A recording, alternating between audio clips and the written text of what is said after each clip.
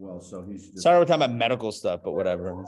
yeah, so he's just gonna bridge. I had some dental work, and it damaged one of the nerves in my my mouth. In the old days, So I lost some feeling over him. you know, like Whatever. So something is coming back, but whatever. We may need to. in the old To do days, they something. would harvest, you know, from a. He said it's artificial. I don't know. I don't know what that means. Yeah. I don't know if that's what they just tell people or, yeah. So there's a doctor at Emory, the head of the oral surgery, Max, whatever. He's I don't even know how to pronounce that But word. here's another question I would ask him. Mhm. You know, what if you wanted to have an autogenous graft? Maza, what's that? Your own nerve tissue from where the donor's from a non-essential area. Oh, interesting. Like, they take it like from the back of your arm. or something. Gosh, I want No, but something it's so bad. Yeah, non-essential. right. Non-essential. Right. You don't care Right. about losing some. I'm going to feeling. say, doctor, the nerve. But then, you know, it's morbid. It's to me. Saying it's more a- organic type thing. Yes, 'Cause it's for right, me. right. So To reject it. So it's Okay, a- interesting. you know, Okay. the prognosis is higher for regeneration of feeling. Okay, got it. Yeah. I'm starting to get used to it. I mean, it's a little weird, but Yeah, I'm but- starting to get used to it, but I don't want to get used to it, you Did know? he give you any stats on, you know, success rates? He told me there's three options as to what's going on. He said either it's cut all the way, either it's cut partially, or it's like, I don't know, use an example of like a cord that's Compression. bent. Yeah, it's like a nerve bruise, Yeah. in which case it'll come back. He's like, but we can open it up and take a look. He has Yeah. tools, I diagnostic bet tools it's that will look at that. intersect with what you're experiencing. Could be. It's Yeah, the guy probably did it with doing the initial. yeah. calls. Well, he told me he was going to try this one blindfolded. So, no, I'm just joking. I'm just joking. I mean, was he compassionate? Yeah. He's like, yeah, it's a quarter. It's this quarter size of a quarter. It's fine. You'll get used to it. I'm kidding. He was compassionate, but it was all right. We're gonna let people in. To be continued. I'll let you know though, but this is very helpful. Hey, good morning, everybody. Good morning. Dr. Maxie, Fran, Alex, good to see you. Ellen, welcome. Mariana, welcome. Alex, welcome. Danny, welcome. David, Dr. David, welcome. Good to see you guys. All right. And of course, our in-person crew. Today, we have an amazing class. That's it. That's it. I'm calling the shot. This is like Babe Ruth's called shot. Remember that? Remember that called shot? I don't remember it, but the legend that he called it. I don't know. I wasn't there. Yeah. So good morning. Welcome to Kabbalah Cafe. So we're talking about Babe Ruth's called shot. He's standing there at home plate, right? He points to center field, and the next thing you know, boom, shakalaka, got a home run. My friends, today is going to be an amazing class. This is a called shot. I'm pointing to the proverbial center field. Okay, look, today we talk about the Kabbalah of education. Education is a topic that's very close to my heart. Right? I'm all about education. My family is all about education. The wonderful people that I know are about education. Point is that education is such an important topic in all of our lives. And education is not limited, I should mention. Education is not limited to school. And when I say to school, what I mean is to what we would typically think of as a classic educational setting, educational context, where kids are sitting in rows and chairs with desks, and they're learning from a teacher who's speaking to them from the front of the classroom. Education happens constantly. It happens in the home. It happens in the workforce. It happens, anytime you're trying to influence someone or trying to, whatever, anytime you're influencing, speaking, guiding, mentoring, sharing, consoling, it's all a form of education in the sense that it's sharing information, sharing something that can be beneficial to the other. So in that context, education is for all of us, and education is constant, and thus the Kabbalah of education, understanding Kabbalistic tools of education is priceless. So what we're going to do today is we're going to start off by studying an excerpt from the book of Tanya. Now, I'm sure you've all heard of the book of Tanya. However, what perhaps you might not be aware of is Tanya has multiple sections. So the classic, when people say, let's study Tanya or we're studying Tanya, typically it's referring to the first section of the first book of Tanya, which is called Likutei Amarim, which is composed of 53 chapters. There are 53 chapters it takes you on a journey through. That's the stuff that we're doing in the Rosh Chodesh, the current Rosh Chodesh Society class for women, Shabbos mornings. We're going through seven sessions on Tanya on the first 53 chapters. However, there are additional sections. The second section is called Shar HaYichad Ve'Emunah, which is the section of Tanya that speaks about the second book of Tanya, which speaks about the mysteries of creation, the Kabbalah of existence, the power of Hebrew letters.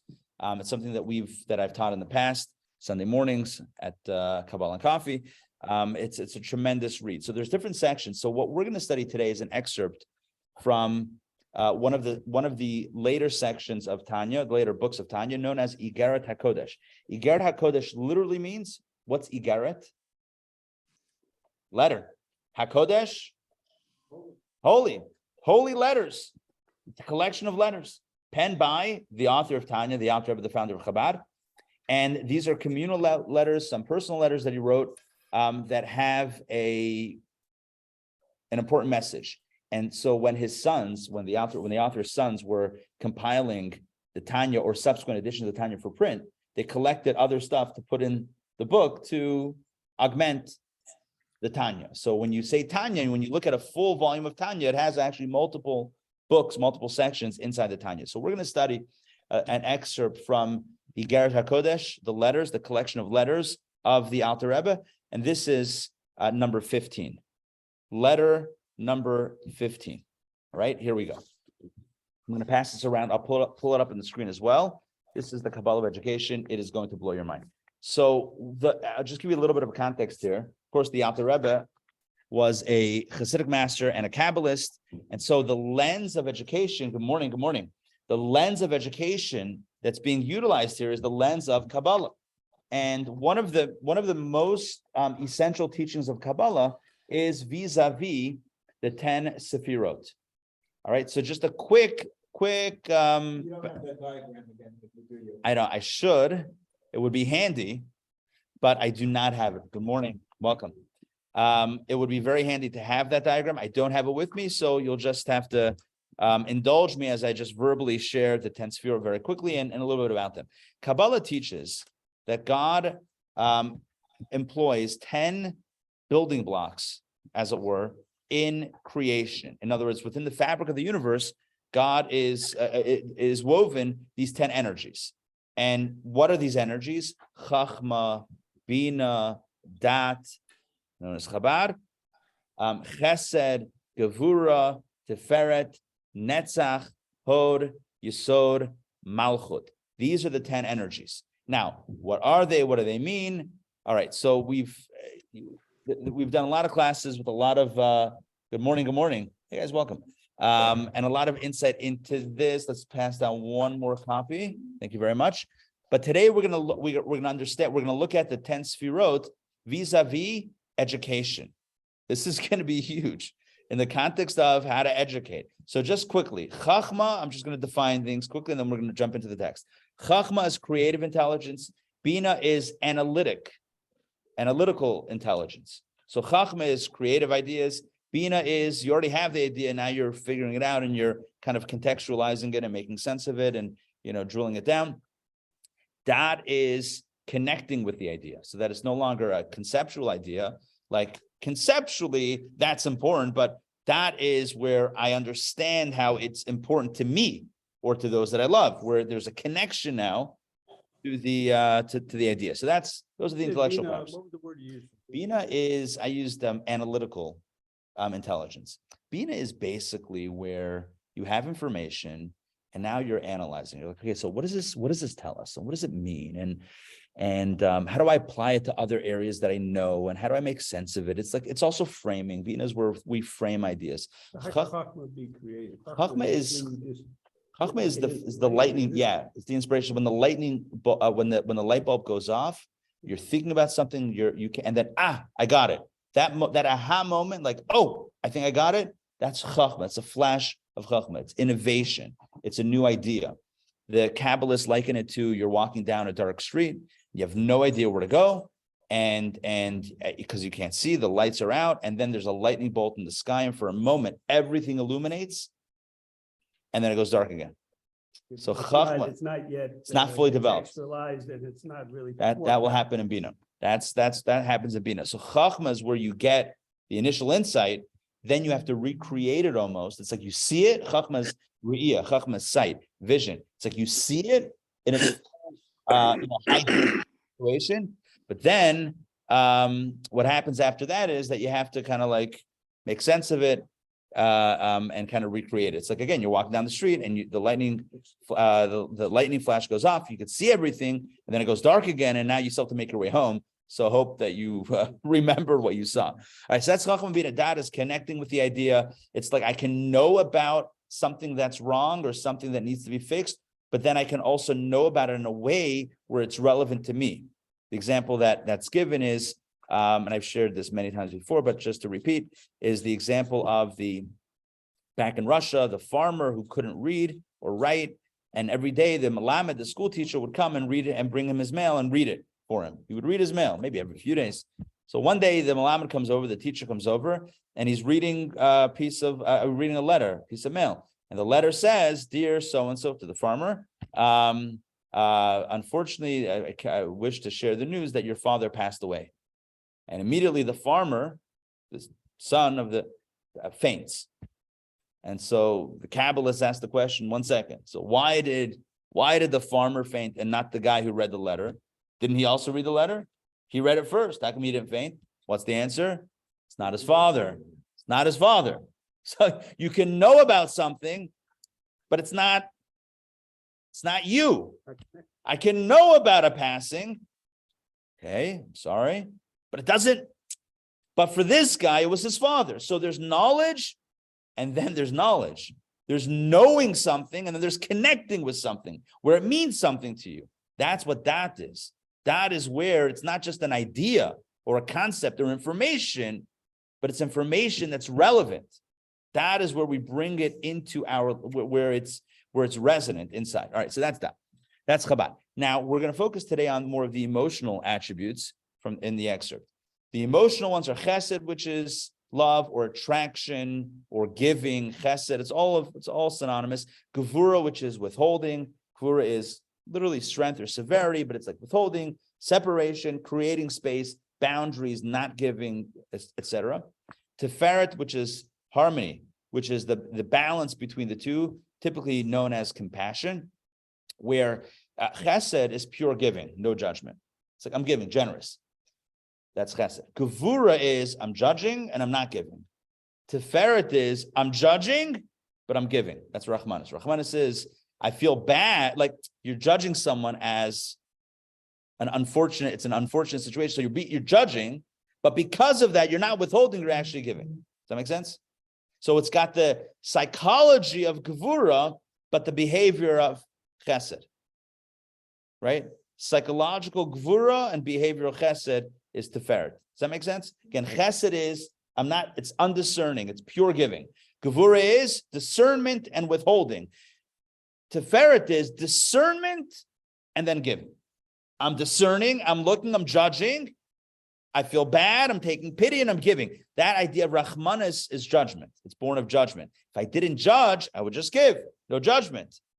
I'm judging like Gevura, but I'm giving like Chesed. Anyway, that's the hybrid. Then we have, that's the word first. Okay, then we have Netzach, which is ambition. Hod, which is yielding. Well, we're going to get to this today. And then Yesod, which is translated as foundation. So we're going to talk about Netzach, Hod, Yesod, known in Kabbalah as Nehi. That's the acronym. Netzach, Hod, Yesod. We're going to talk about these three elements today vis-a-vis education. All right, it's going to be remarkable. Everyone has a copy? Yes, it looks like everyone has a copy. I'm going to put this up also on the screen so that everybody online can also follow along. All right, here we go. Sharing my screen. Boom, shakalaka. All right. Whew. Okay, 15, Igeret Tesvav, letter number 15, which is what this is an excerpt of, is extremely long. It's a really long letter. I'm always amazed at how people wrote, like handwritten. That was their social media. How long did people spend doing tasks that today you can dig? It's just unbelievable. Huh? A lot of times they would write. And not a have, lot of. right. Incorrect.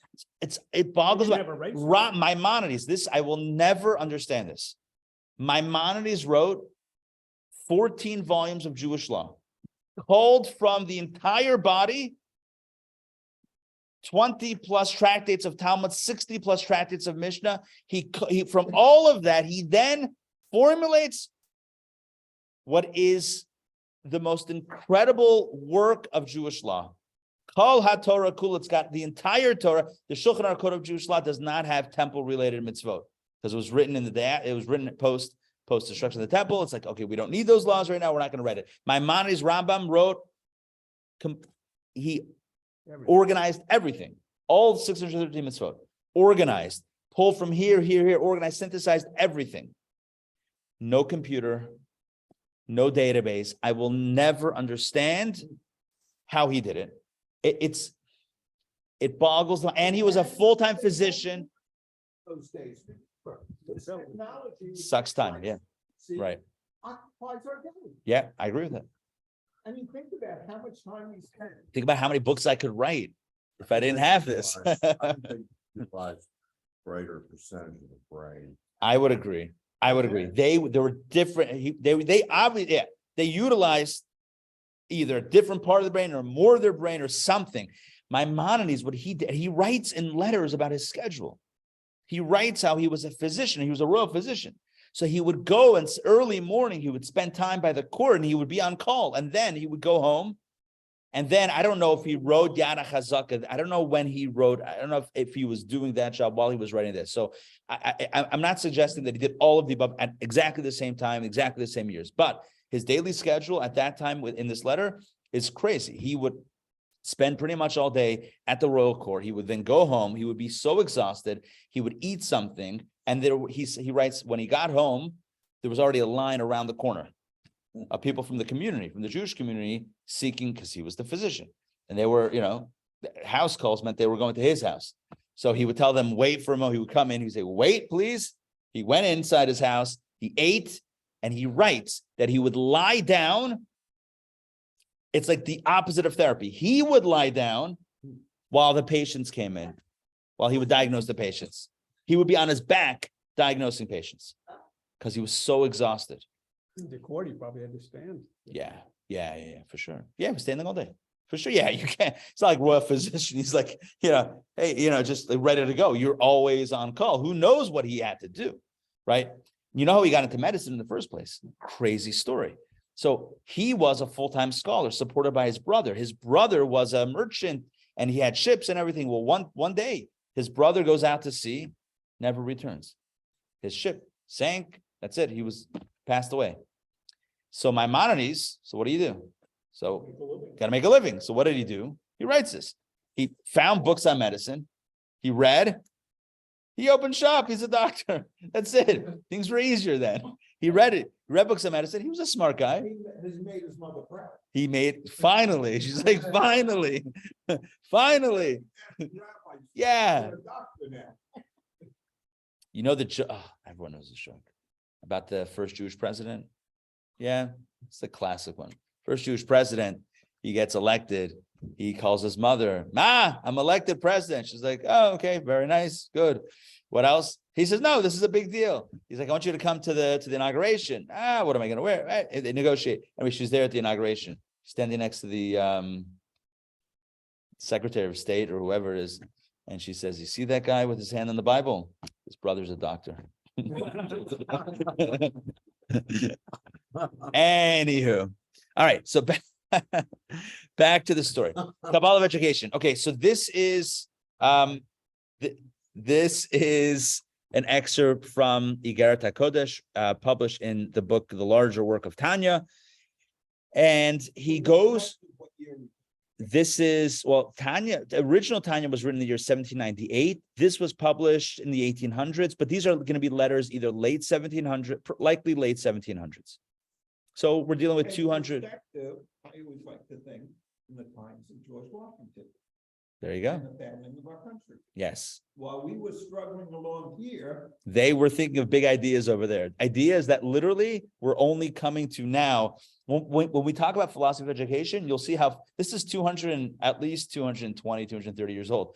These philosophies of education that we're going to espouse today they could be written in a modern educational book. Anyway, let's read it. So afterward, because we're picking up literally in middle of this letter of this work, he writes afterward, once the attributes. So he talks about how chesed, gevura, and tiferet, it's all different forms of giving. Chesed is open giving, gevura is withholding giving, only in certain contexts. Tiferet is Rachmanis, is compassionate giving. But either way, after either chesed, gevura, tiferet is aroused to dispense benevolence. By the way, the translation is a little bit not colloquial, so we'll work with it. So as the diffusion is realized, you think, what does that mean? As the diffusion is realized. So he explains, that is, at the time of the actual diffusion means hashpa. How do you translate hashpa? When you're actually delivering whatever it is that you're delivering. So when you're giving, or when you're teaching, when you're sharing, whatever it is that you're sharing. So at the time of the sharing, it is necessary back inside to deliberate how to share, in such a way that the recipient will be able to absorb the effusion, i.e. what you've shared. So what he's saying is like this. When you give, there's a few stages. Number one is where you're game planning. Should I give? Should I not give? How much should I give? Etc. So you're thinking about it conceptually. And then at the moment of giving, you're then doing another cheshbon, another calculation about how to give. And the example, probably the best example that he brings here is about teaching. Okay, and I'm just going to set this up and then we'll read it inside. He says, when it comes to teaching, the teacher has to prepare a lesson plan in advance. The teacher has to think before he or she steps into the classroom. The teacher needs to think about, okay, what is it that I'm going to teach?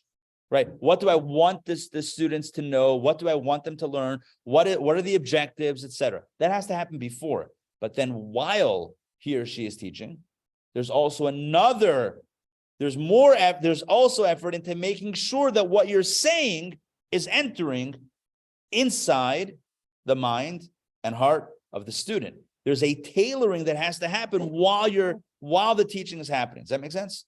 So there's a you're pre-planning, and then there's as it rolls out in real time. So let's read this inside. For example, when one wishes, and this is a powerful desire, to convey and teach an intellectual subject to his son, he gives the example of teaching a child, and you'll see why this is interesting, why this is important. So if he will tell it to him in its totality, the idea, just as it appears in his own mind, the son will be unable to understand and to absorb it. The implication here is the premise is that the father's parent, whatever, his understanding is on a way higher level than the son is able to understand at this point. So if the parent is going to just teach it straight up the way he sees it and he understands it, it's going to go straight over the kid's head.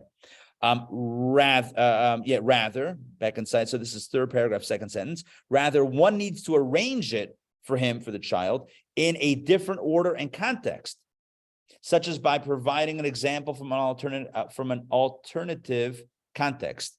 Every word fitly spoken. Every word fitly spoken. You know what that means. Every word spoken, b'diuk, exactly measured. Presenting first one side of the issue at hand, and then the other, little by little, a little of the concept at a time, etc. So, in other words, while the father is teaching his child, is educating, is etc. So the father needs to make sure that whatever is being spoken is being understood, and has to give an example, tell a story, rearrange the order of whatever has to be taught as he is looking into the eyes of the child that he's teaching. Let's continue. This deliberation regarding how best to present the concept, which is happening in real time, not the pre-game, not the pre-lesson planning that was happening, but in real-time deliberation about how best to teach, is referred to by the terms netzach and hod. He says, what is netzach and hod? Netzach and hod are the areas in the soul, in the soul energies, the soul powers, by which this deliberation happens. These attributes are the kidneys that advise. Klayot ya'otzot. They are the kidneys that advise, the wise kidneys, in a manner similar. 1 second. Yeah. In a manner similar to their physical counterpart. In ancient Jewish teachings, the kidneys are understood to have this type of intellectual capacity. It says advice when a person, you do a gut check, or you what is it? You go by your gut. It's kind of, I know the gut is not the kidney also, but it's like this, the kishkas, but whatever. It's like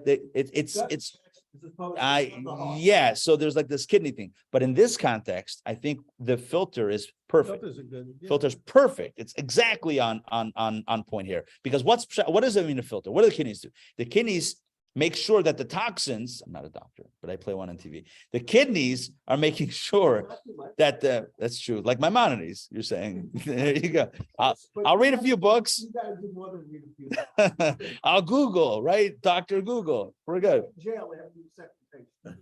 Oh, yeah. I said, what do you mean? I said, be patient. All right. All right. All right. Yeah, exactly. Patience.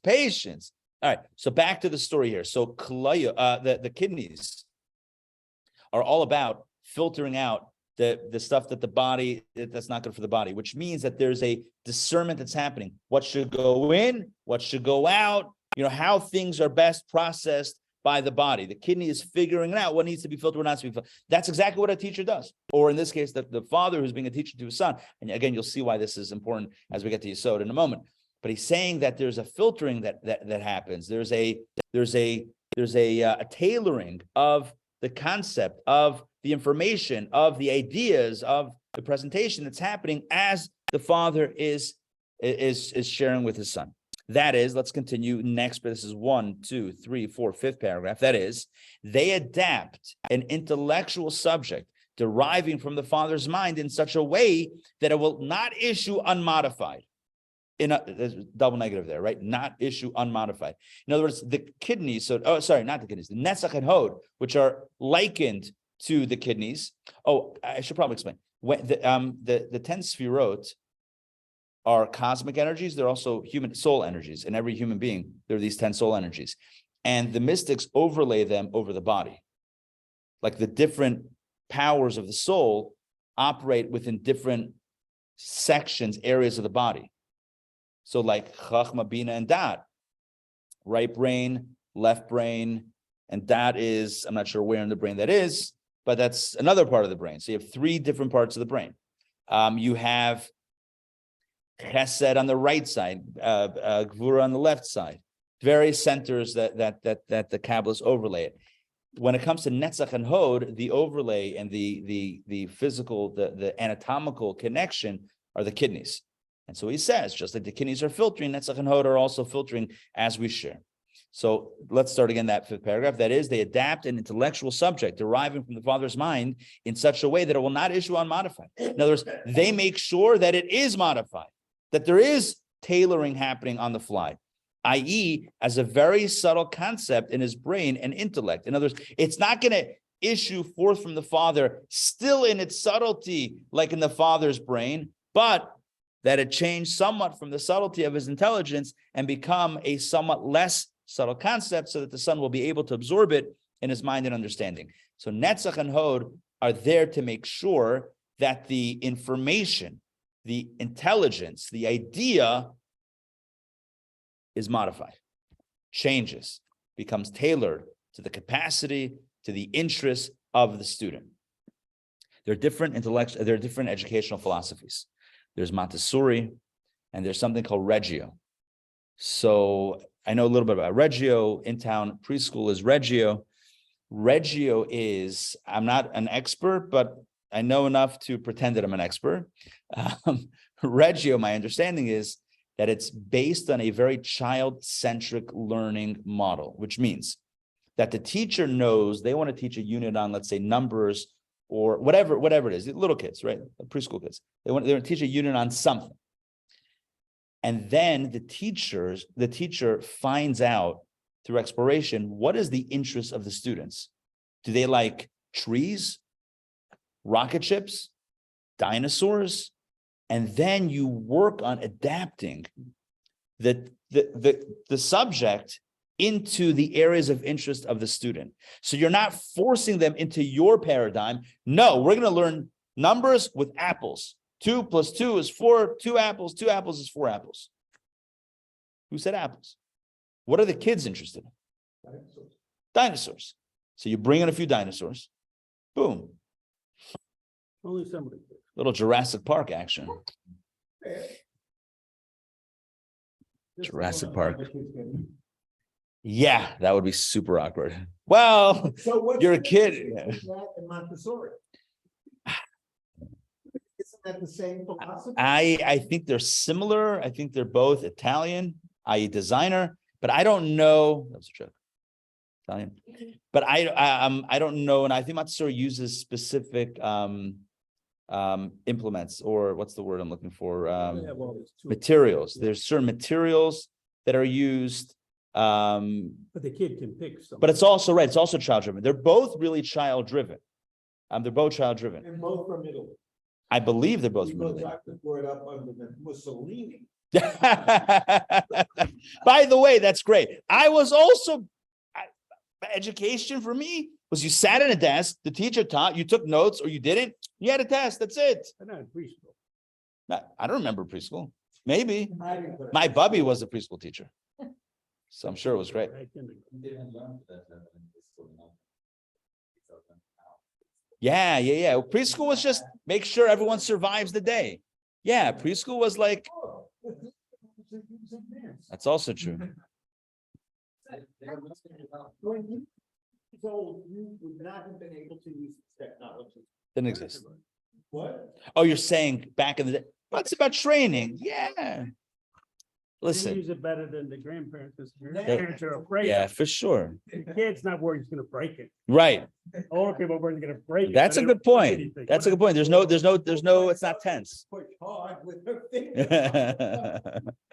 Anyway, here's the point. The point is that the latest and most effective educational models, whether it's Reggio, whether it's Montessori, the common denominator is that it's child driven. Guess what he says over here? You want to teach? You need your kidneys. Netzach and Hod. You got to tailor it to the kid. It's like, I know what I want to teach. Thank you very much. It's not about you. When is education about you? It's about the child. It's about the child. You have to know how they think, what they're interested in, how they learn. He says it's necessary to teach it in a way that the way you understand it becomes modified. If you're not modifying, you're not teaching. I mean, you might be speaking, but you're not actually teaching. Alpi Darko. Exactly. Famous statement. Yeah. Famous statement by King Solomon in Proverbs. Chanoch le'na'ar alpi darko.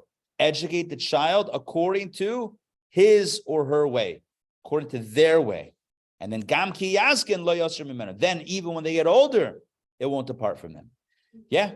So it's an ancient model. King Solomon was a wise, I was going to say wise guy, but that's something else. He was a wise guy. No, he was a wise man for a reason, right? King Solomon knew what the score was. And he says, exactly. So this predates Chassidut also. But I think here he's giving like a little bit about the process. What does that look like? And he develops it even further, which is amazing.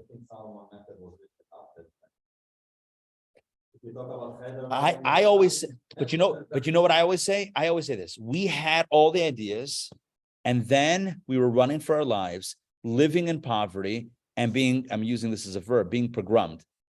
And so and being in Christian influences. So I mean, where there was more of a dogmatic approach. Judaism was always about an interactive approach. I mean, look at the Talmud, right? A dialectic approach, conversation, dialogue, dispute, disagreement, very much of a conversation. And I think for a little bit, we got away from some of those values, but I think we're bringing them back. I will say today, and this is clear, it's clear to me, and I don't think it's disputable. There are more people studying Torah today than at any time in human history. 100%. Huh? Yeah, everybody.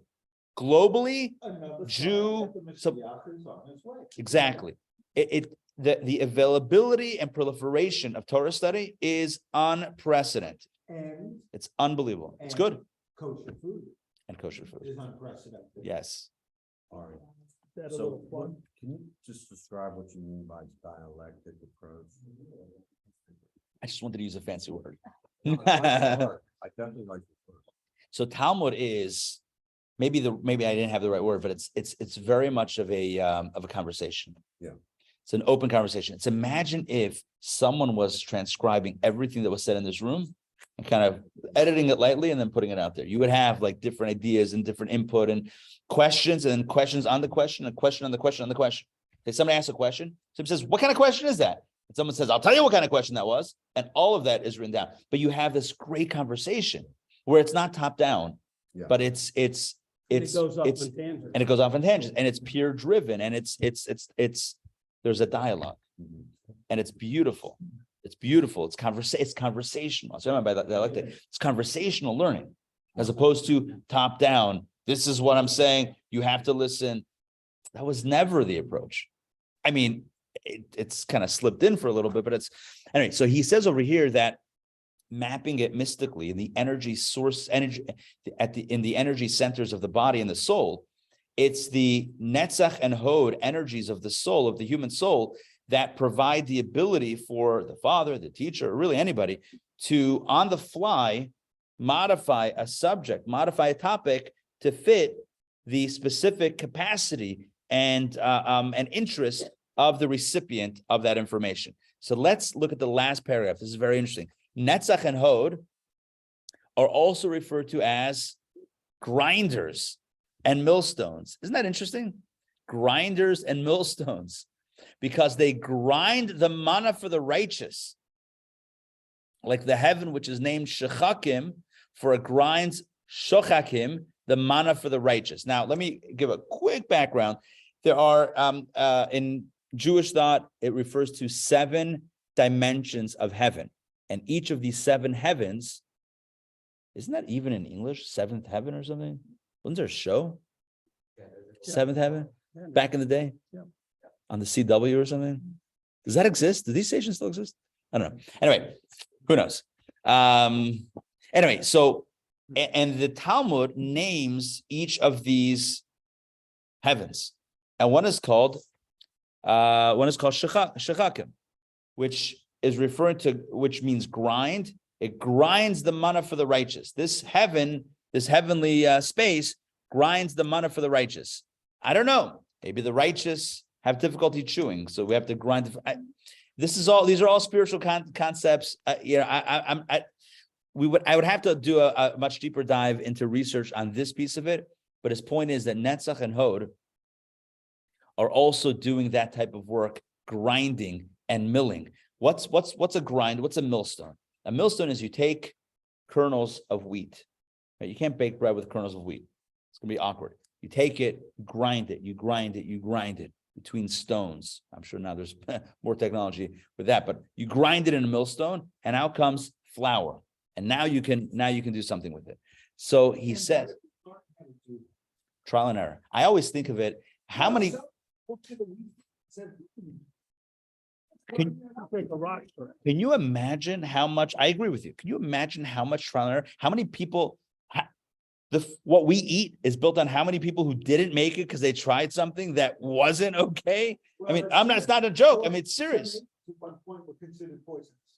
Because no one tried it. No, because in the Middle Ages, they would serve it on, what did they use, pewter or lead or? Oh, awkward. Oh, the acidic. Yeah. And so it was years till they realized that it wasn't. We like us Hasidic Jews, but not acidic tomatoes on lead. That's basically what it comes down to. How Hasid, right? Is it ultra acidic or not? Yeah. All right. Now here's the deal. I just know, by the way, I'm sorry for interrupting. Yeah. Somebody, when I asked that question, somebody said to me that when we were tossed out of the Gan Eden, Yeah. that was instilled upon us, the ability How to make food? Bread, just like the bird knows how to build a nest. That would be interesting. I haven't seen that, but That would make, I hear you, that almost Adam and Eve were taught that somehow or had that intuition. Interesting. I'll tell you a true story. My grandfather's father, when he came to America, so he tried a banana for the first time.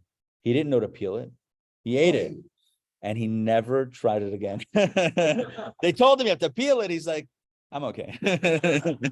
He's like, I'm good. I'm saying trial and error with food. I can't. Could have been a or a coconut. Anyway, all right. So let's jump back in about grinders and millstones. So netzach and hod are also like a grinder and a millstone. What does that mean? So we're at last paragraph on that front side, 3 lines down. Just as by way of example, a person who grinds wheat with millstones crumbles it into very fine parts, so too does the father, the teacher, need to taper the insight or the intellectual subject he wished to convey to his son and to divide them into many parts, relating them to him gradually with devices and discernment. Basically, just like you take kernels of wheat and grind it into smaller parts, into parts that are basically consumable, so too when you teach, you got to break down the subject into small pieces to make it edible, digestible, palatable, good, palatable. And then build it, connect it and build it back up. Exactly. So it's about, that's good. This morning.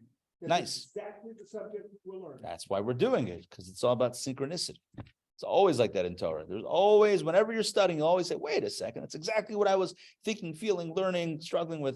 It's beautiful. So here's the deal. Netzach and hod, just to kind of summarize, netzach and hod are the soul powers that in the context of teaching help us tailor the idea to, like the kidneys that filter and like the millstone that grinds, it filters out what's unnecessary, keeps what is necessary, it grinds and breaks it down into smaller parts that are digestible, etc. All this makes sense? Which means that if a teacher is not doing this, if a or parent, teacher, whatever, is not doing this work, not using netzach and hod, just teaching from where they are, like from where they are, from where they think, from how they think, just shooting information, not thinking about where the child is at, where the student is at, where, etc., and not employing the grinding or the kidneys, not going to work. It's not going to be effective. Yeah. But if we've known this since the 1700s, and this has been espoused for hundreds of years, why did you and I and all of us at this table sit in a class and have it rammed down our throat I don't know. when they knew this? I don't know. I don't have a good answer for that. You know what I'm saying? Especially in the Hasidic schools. As to why education, sometimes Jewish education included, falls into the trap of, like top down, let me tell you what it is, let me force it into your brain type thing. I don't have a good answer, but it's clear. It's clear. Right. I hear you. All right, let's see the next page. Okay, so what he says here, okay, top of the next page. The category of netzach also comprises prevail. Oh, listen to this. Netzach also means ambition, and it also means victory, which connotes the idea of perseverance. Netzach is also perseverance. He says that's also important in teaching. Okay, why? Here we go. The category of netzach also comprises prevailing and standing up against anything from within or from without that withholds from his son the transmission of beneficial influence or learning. In other words, teaching means that you're going to have to overcome obstacles. You're going to have to overcome obstacles within yourself. Sometimes you might be like, you know what? Forget it. Recess. Let's call it a day. Sometimes the teacher will tap out. Sometimes the student will want to tap out. Right? And so teaching, educating requires netzach, requires a sense of, no, we're going, but this is not in a way that's top down and abrasive, but in a way with love and with the other, not including everything that we said until now, but it's also this idea of maintaining the focus and the objective of what needs to happen. So what are the influences from within or from without? From within, he says, means firmly resisting the attribute of gevura and simsim within the father himself, for it arouses within his will contentions against his son, arguing that he's not yet fit for this profound knowledge. In other words, the gevura, the inner gevura that says, nah, my son's not ready for this, or it's going to be over his head, or do I really need to teach it to him anyway? Let's just watch football, right? So these inner voices within the father, right, Like, do I really want to have a deep conversation? Forget it. Next time. So that gevura, that symptom that says don't teach, that's where Netzach comes in and says, no, it's going to help the child. This is going to be beneficial. Let's do it. Let's have these conversations, even if it takes effort, if it takes strength, even if it's, if it's a difficult process, doesn't matter. It's good and it's going to be beneficial. All right. So all that is Netzach and Hod.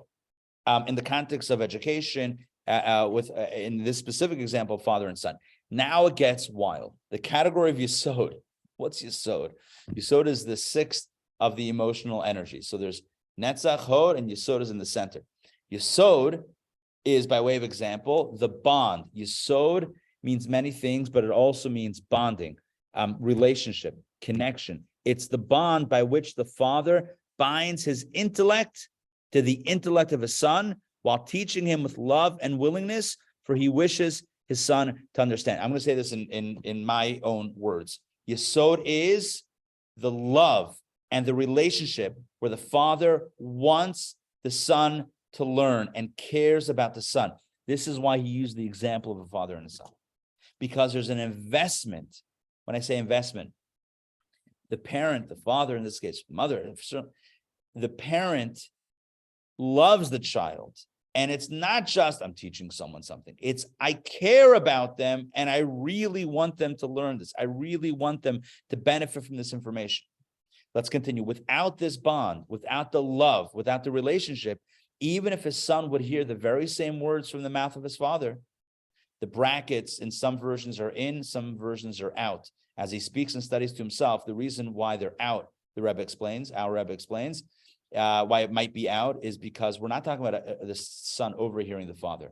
Even if the father would speak to the son intentionally, but without the sense of the love of the bond, the son, he would not understand them as well as now when his father binds his intellect to him and speaks with him face to face with love and desire, because he desires very much that his son understand. And here he states what I believe is the key to education, and that is, do you care about your students? Or maybe more importantly, how much do you care about your students? Do you really care? That's why he used the example of a son, because presumably, in a healthy, the father cares about the son, right? That's the premise. There's care, there's love, there's an investment because it's my job. There's an investment because that's my child. You with me on this? You care. There's a line. No one cares what you know until they know that you care.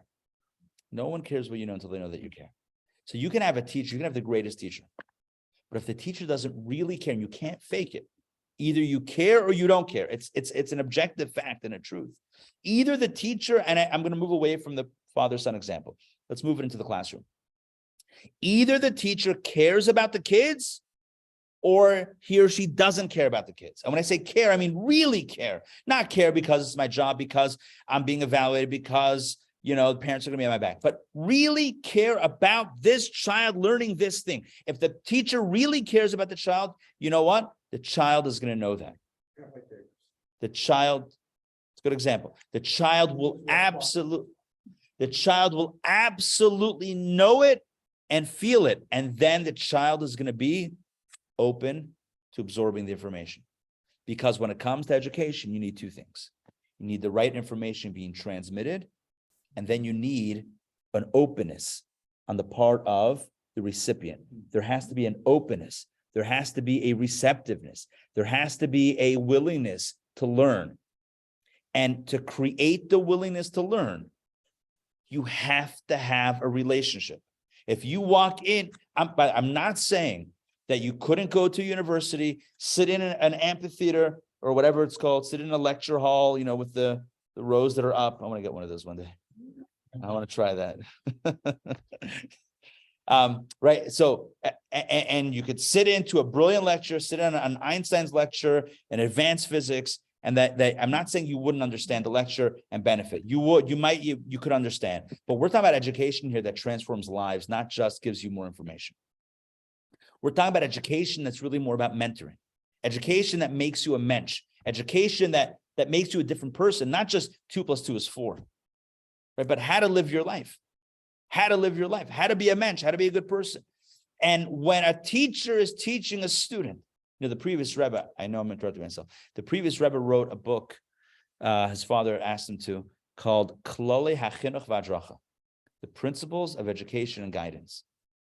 It's a small work that packs a big punch. It's all about education. What are the prerequisites to being a teacher, to creating a lesson plan, to create an environment for your students to learn, and to actually delivering the lesson into teaching. And he talks about a lot of the ideas that we're talking about today are in that work, but it's organized very well. It's a work unto itself. It's all teachers, all principals, everyone should learn it. Everyone should read it. Everyone should keep it with them. In my wife's office, there's a copy right behind her desk. The point is like this. The point is the foundation of teaching is not just information. It's about guidance. Hadracha. How do you translate hadracha? Guidance. Life guidance. It's not just information. School is not just learning the 3 R's. Reading, writing, arithmetic. Right? It's not just that. It's learning how to be a person, how to be a mensch. By the way, it's interesting. Language is interesting. The difference between mensch and human, because you could translate mensch as human, but we use it in different ways in different languages. When somebody does something wrong, very base and coarse, sometimes we'll say, what do you expect? They're only human. Or somebody might say about themselves, what do you want from me? I'm only human. When someone acts beyond expectation, nobly, even when they could have gone lower, but they went higher, you say, a person's a mensch. Mensch is different than human, even though they might be translated as the same thing. A human is base. A mensch, how do you create a mensch? King Solomon says, a person is born a para adam, a wild human being. How do you tame a wild human being and make them a mensch?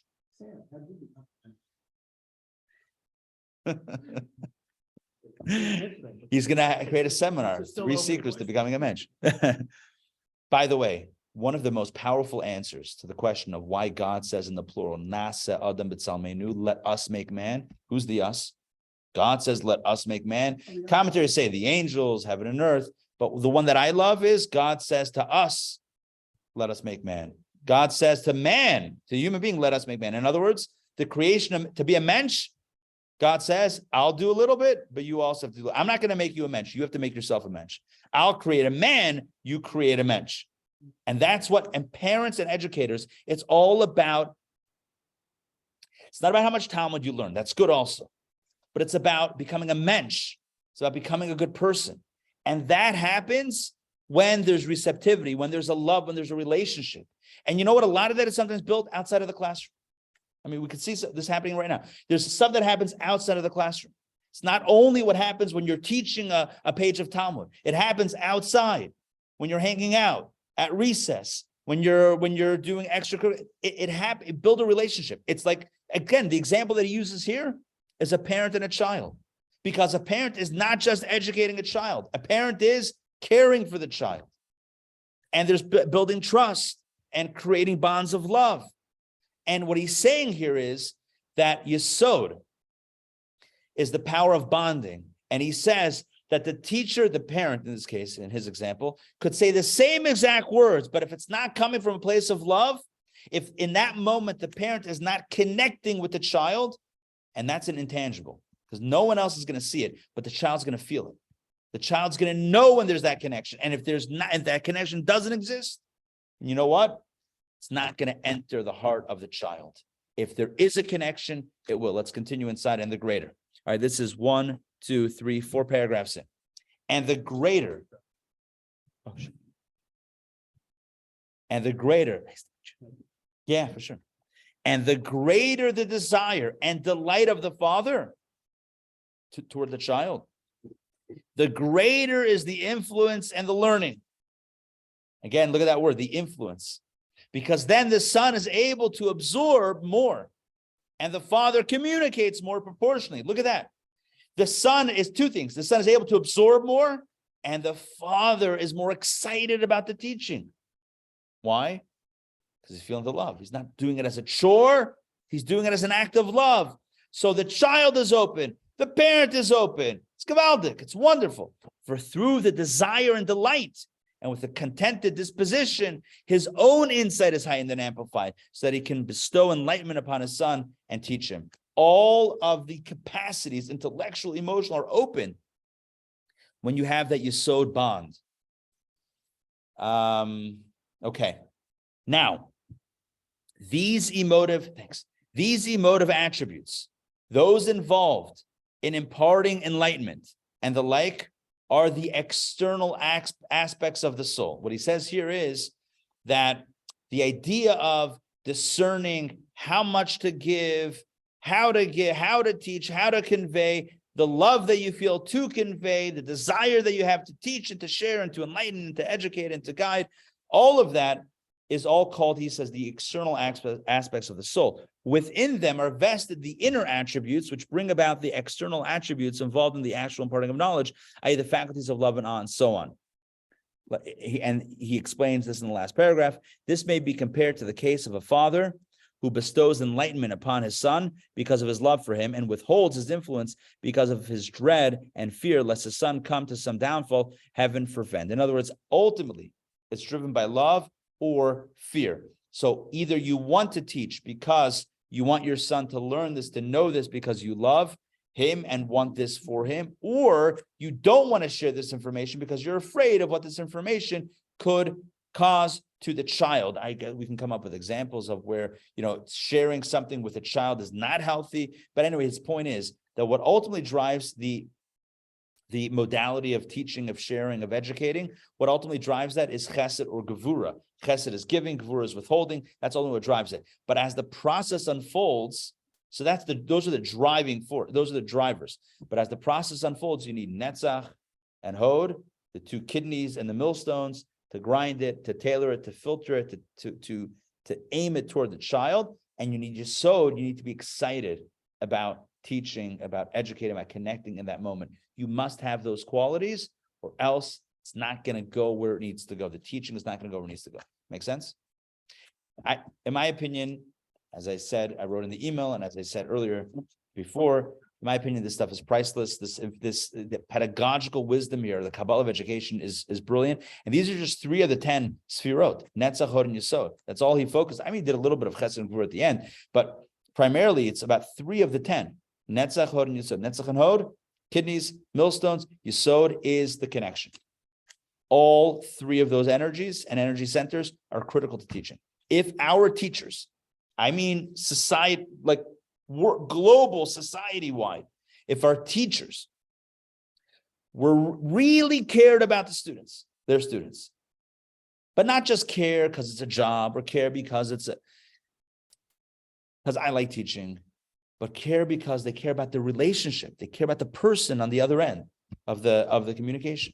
Really care. Makes a difference. It makes a priceless difference.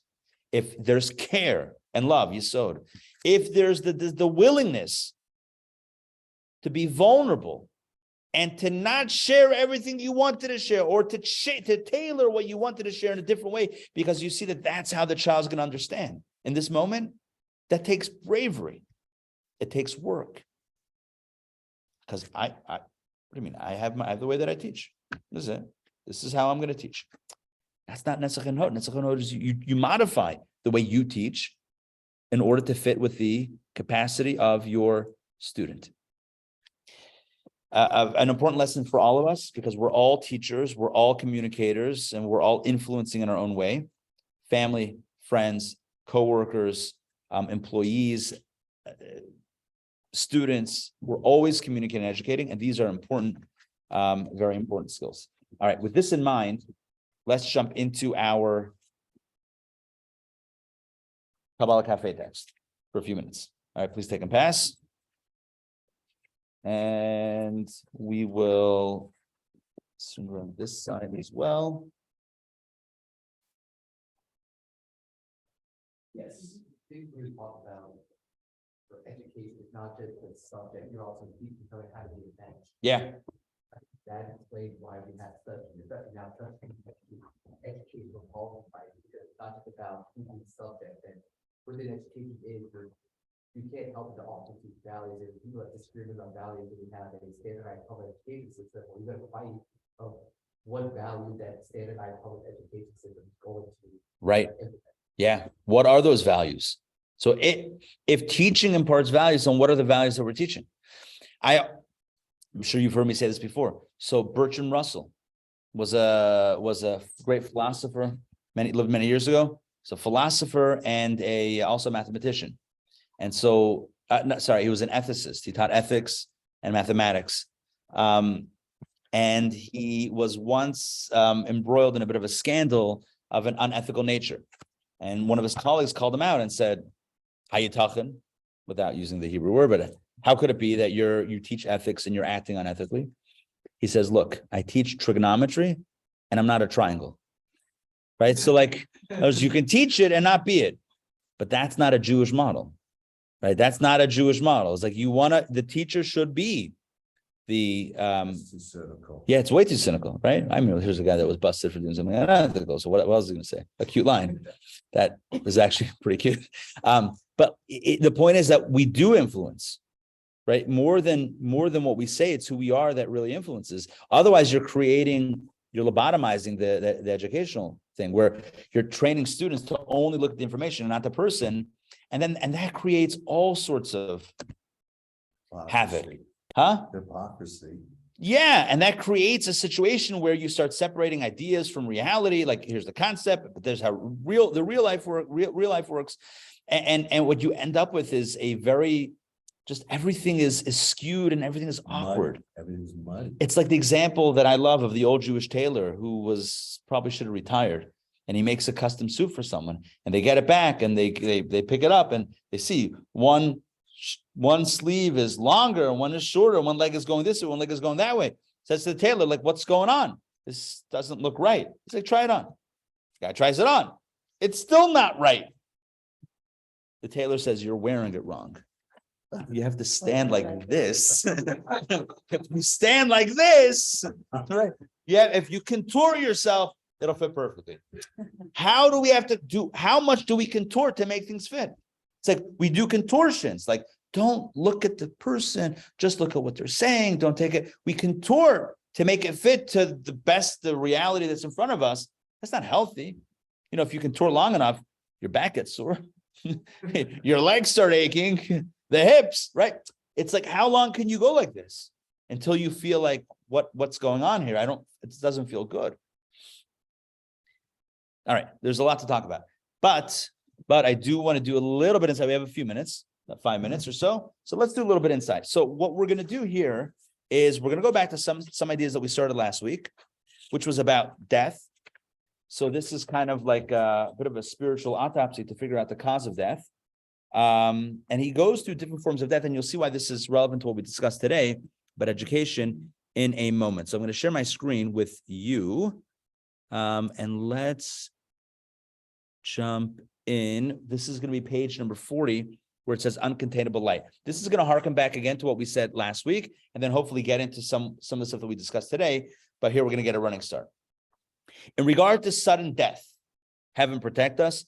He says, this is caused by a revelation of light from the soul that the body's vessels are unable to receive and contain due to the abundance of light. So sometimes when you have body and soul, there's too much light that the soul recognizes, and it literally lifts out the soul from the body, and the body is left soulless, which is basically the idea of death. So it's like death by divine light. There's too much divine light, the soul lifts up, and that causes death. This is also the condition of what's known as misat or mitat nishikin, death by divine kiss, where there's a revelation of such intense light from above that the body's vessels cannot contain it, i.e. the body's vessels cannot contain the light, and the soul also cannot be held back. The soul then ascends and merges into and becomes attached to the light on high. This is also what occurred with the 3 elders who died in the Idra. Again, all this we explained last week. Such a revelation, let's continue inside. 2, can at times be triggered by the body's vessels, i.e. when the body's vessels are overly stimulated in a state of yearning.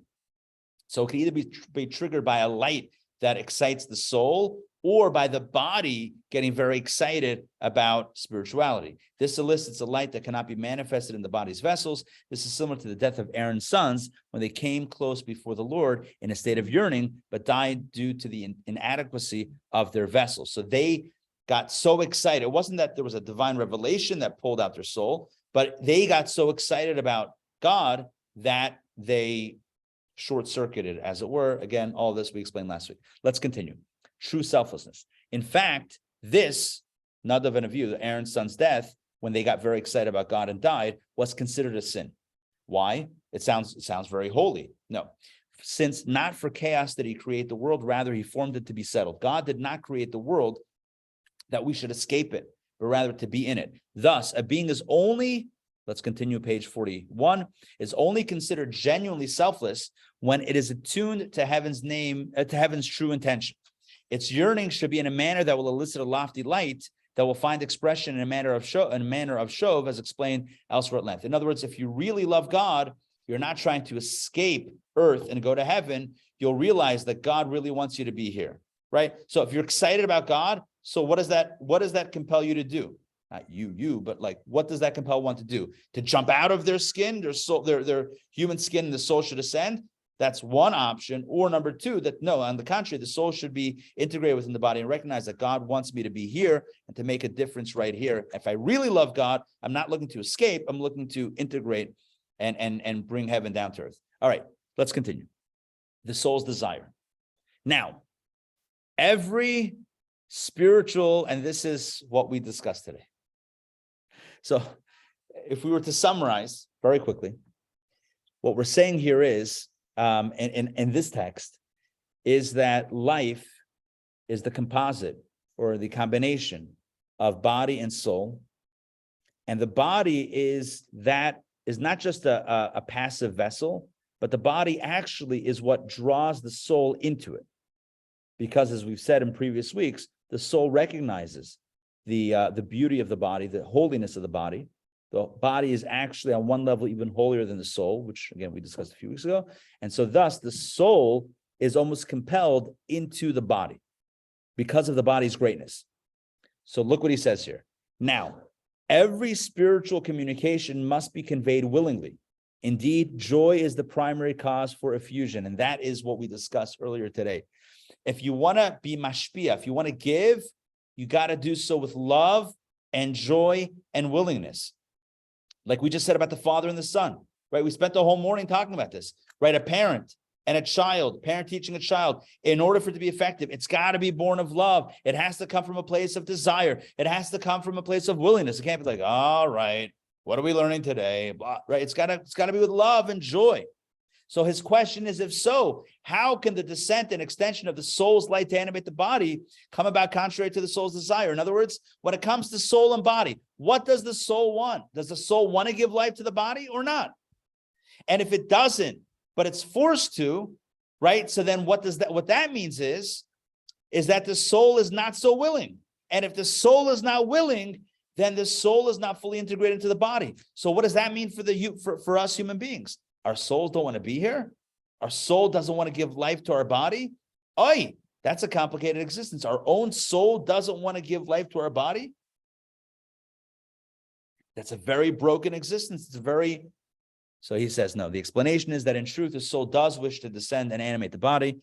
This is because, as I mentioned a moment ago, the soul senses the lofty light of the body's source and origin, and so wishes to descend and animate the body. Still, it is considered forced, as in the saying in Pirkei Avot, Ba'al karcha gatachai, against your will you are alive, since this desire derives from the body, not from the soul's inherent nature. The soul's desire is to ascend upward by nature, and only because it appreciates the origin of the body does it wish to descend below and animate the body. So we'll close it out here for today. And so let me just explain what we just read. Very powerful stuff. Pirkei Avot, it says, life is coerced. Ba'al karcha gatachai, against your will, you live. In other words, there's no consent when it comes to life. The soul is sent down. There you go, into a body. That's it. Sounds miserable. He says that's not what it means. Based on Kabbalah, based on what we know about body and soul, here's what it really means. The soul, be'etzem, the soul essentially really does want to go back to the source. That's true. The soul doesn't want to leave God. That's true. The soul doesn't want to leave heaven, Gan Eden, paradise. That all of that is true. But, and here's the big thing, the soul does ultimately sense that the body carries a greater light than even the soul possesses. And again, what kind of light does the body possess? We'll talk about it. We've talked about it before. Next week, we'll focus on it as well. The body actually possesses a greater light than the soul. And so although the soul on its own would want to go back up to its source, the soul says, whoa, what is that dark light? What is that combination of darkness and light? This mysterious body that is so, in Yiddish we call it grub. It's so, not like Grub Hub app, but like so coarse. So, coarse. And yet has so much light. What is this mysterious creature of the night? What is this Beauty and the Beast in the same space? What is it? What? And so the soul is drawn down, searching to figure out this mystery. So on the one hand, it's against its will. It would rather be in heaven. But on the other hand, the body almost sucks it in. It lures it in. The body says, are you up to the challenge? Can you tame me? Can you extricate the light that is embedded within me that's greater than any light you've ever seen up until now?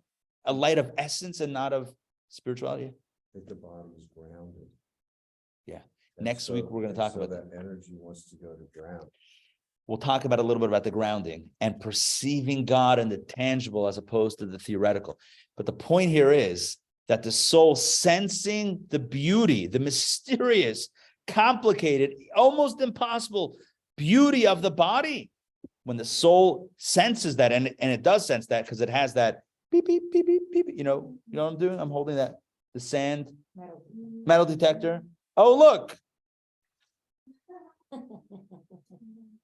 A bottle cap. I spent 3 hours to find the bottle cap on the beach, right? So anybody still use that? That was big back in the day. Yeah. Those were big, right? Oh, yeah. People finding rings. They're still hot. Yeah, totally. Right? Huh? Still do it. I just haven't been to the beach. So that would explain why I haven't seen it. I haven't seen it in years. About that. Anyway, the point is like this. The soul senses the beauty of the body. Although the soul by nature ascends upwards, when the body has so much potential, the soul can't help but being sucked in a good way into the body. And thus we say, against your will you live. The soul didn't want to be here on its own, but now that it sees the body, it can't help but be here. And thus the soul gives life to the body willingly, like the father to the child. What the father by nature wouldn't rather be off to his or her own, father, but a parent by nature wouldn't rather be off to his or her own intellectual pursuits. A teacher wouldn't rather be, just philosophizing. Why would the teacher want to teach to students that are younger, that are of a lower intellectual capacity at this point than him or her? Why? Because of the potential there. Because you have the chance to create, to help raise this child into an adult that could then do and then understand even more, perhaps, than the teacher or parent themselves. The infinite potential that exists in the child is what is so alluring. It's so incredible. It's you look in that child's eyes and there's nothing they can't do. And you want to be part of that process. You want to be part of that magic to help them attain their potential, whatever that is. The soul operates in the same way. It sees the body, it sees the potential, and it gives. And so, my friends, as we get ready as we enter into this week, so let us commit to taking care of both our body and soul. A healthy body is a healthy soul, and a healthy soul is a healthy body. Let's recognize the symbiotic relation that exists. And let's make sure to give ample time to express our soul's yearnings and, of course, do it through the filter of the body. Thank you very much for joining me today for Kabbalah Cafe. Hope to see you next week. Same bat time, same bat channel. All right, let's quickly look at the chat. What do we have here? Oh, thank you. Beautiful. Thanks for the thanks. See you guys. All right. We'll see you, Joy, Alex, Fran, David, Joy, and Andrea. Take care, guys. See you.